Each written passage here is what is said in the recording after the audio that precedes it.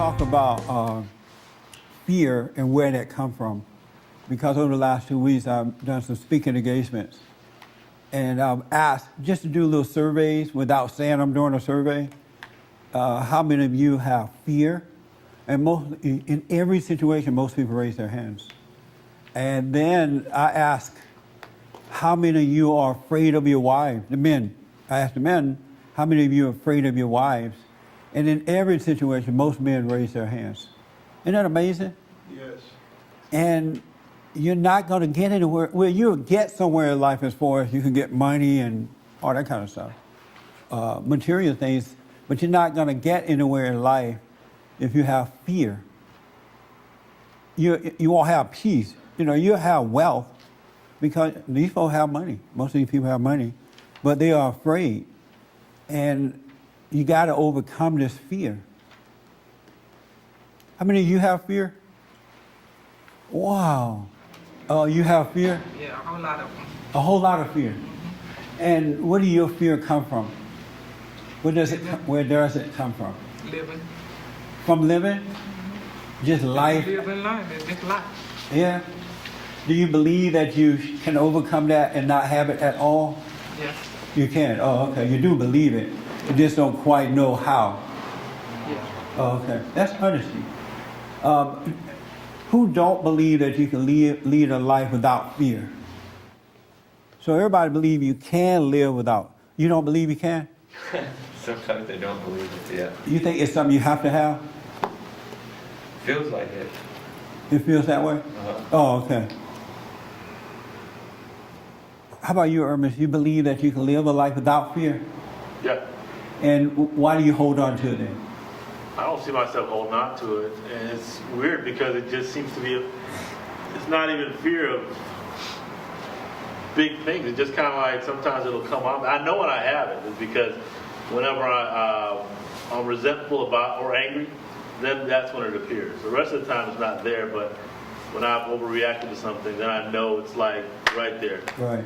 But it is there. It's just that you don't have a challenge to bring it up. It's like a volcano. Sometimes it's active, other times it's Yeah, not. but it's there though. Right. Yeah. It's a good point. Yeah, it's always there. If you have it, it's always there. And if you don't have it, it's never there. It's just that situations bring it out. But God doesn't want you to have fear. Yes. Just follow up on that. So if it's there, why is it? Why don't I notice it when everything is fine, and then when something happens and I get angrier, and then it ends up showing up. So if it's always there, why am I not aware of it? But you said, why am I not aware of it when everything is fine, Yeah. right? But why would you be aware of fear if everything is fine? Well, I mean, I'm aware of it when everything is not fine because Right. it's playing in my head. I can see, you kind of feel the fear. You kind of, thinking things that Right. you wouldn't normally think or that aren't rational. Yeah. But when everything is fine, there is no challenge. There's nothing to Right. bring out what's in you. So that's why you don't feel it. Because, you're just tiptoeing through Right. the tulips. Okay. And that's no problem with that. But I want you to know that you can live a life without fear. You really, really can. And most people do. Some people believe that you can, but they don't know how to get to it. That is amazing. Yes. So it's interesting you asked, why am I holding on to it? I don't see myself holding on to it. That's not something I want to hold on to. Then why not let it go when it comes up? Because the reason it's coming up is God giving you an opportunity so you can see that it's there, so that you can overcome it. My mother taught me how to fear really well. And Yes. and I've been but you gradually, I see it gradually going away to where I'm not afraid to stand in front of a group of people and talk, or there's many things but there's still a sliver left, and it creeps Yeah. up on me through my imagination when there's no real rational reason at my age to be afraid of anything. I mean, Yeah, that's right. That's a good thing I want to say. Can you imagine being an old person? When I mean old, past kid age, anywhere from 20 on, because then you're not subject to your parents, you're not subject to anybody, right? But you see, we get old with fear. And all we're doing is dealing with other people. And why are we afraid of other people? That doesn't even seem right, does it? I'm like, wow, what is it? How can we be old and have fear? Afraid to be frank with other people, tell the truth, afraid of losing something. That's weird. But you're never going to overcome that until you can forgive. You have to humble yourself. Don't play games with it. You got to totally let your anger go so you can have perfect peace. And perfect peace, perfect love casts out fear.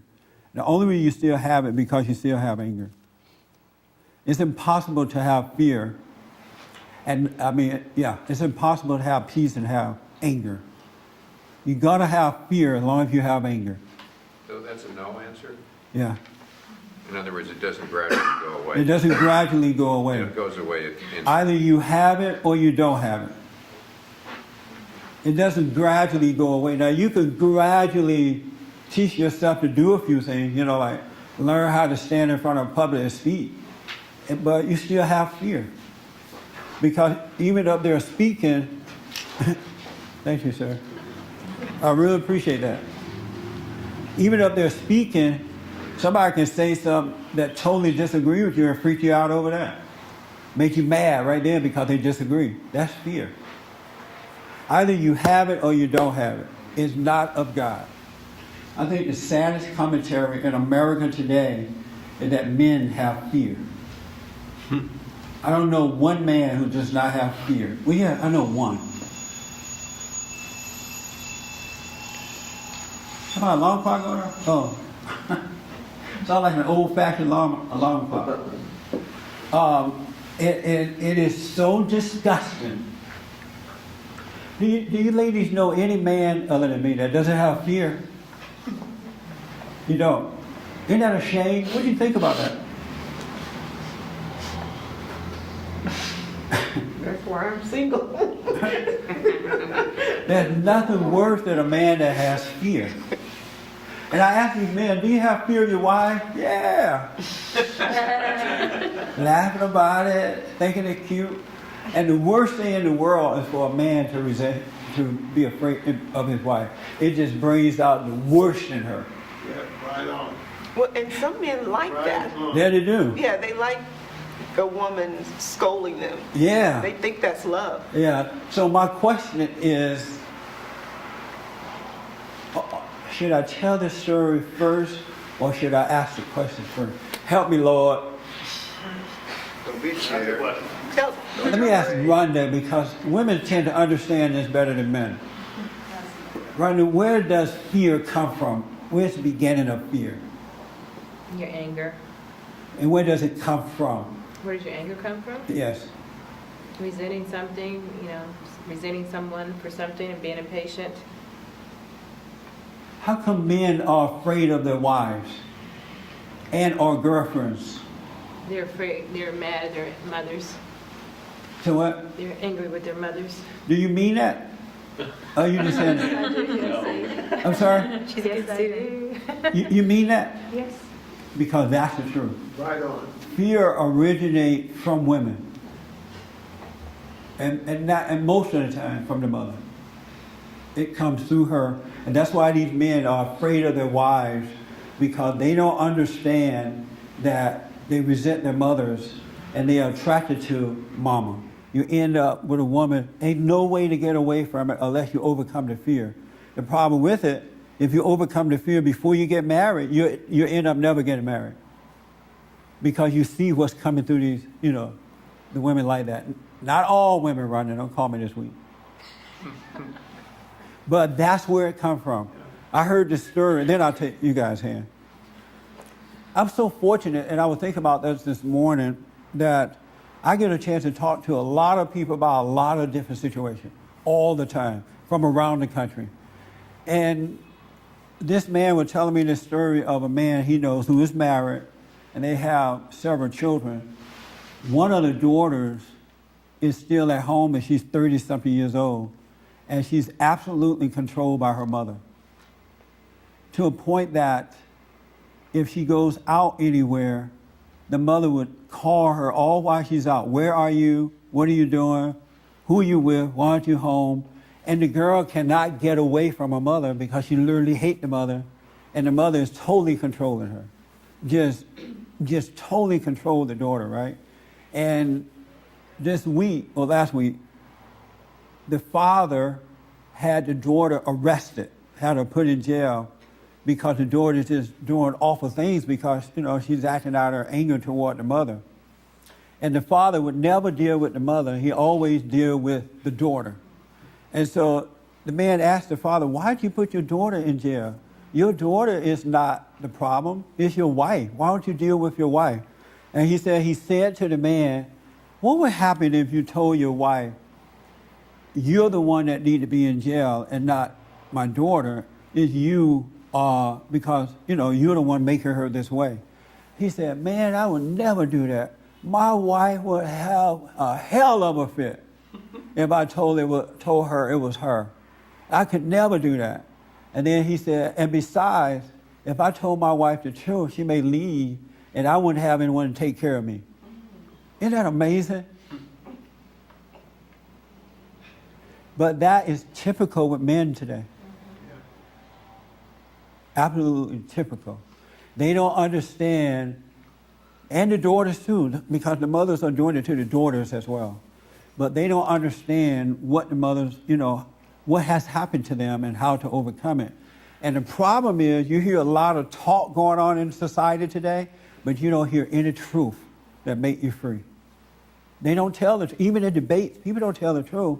They just disagree on issues, but they don't talk about what's really going on so that you can be inspired so that you can overcome. And God wants us to be inspired because it's that truth that makes us free. But we don't hear that anymore. Can you imagine saying, well, in a debate, let's say I'm on Fox News, and I say, well, you know what? The reason you're so weak and pathetic because your mother has destroyed you. Your mother did this to you. They probably didn't have me back. And it's just mind-blowing what's happening.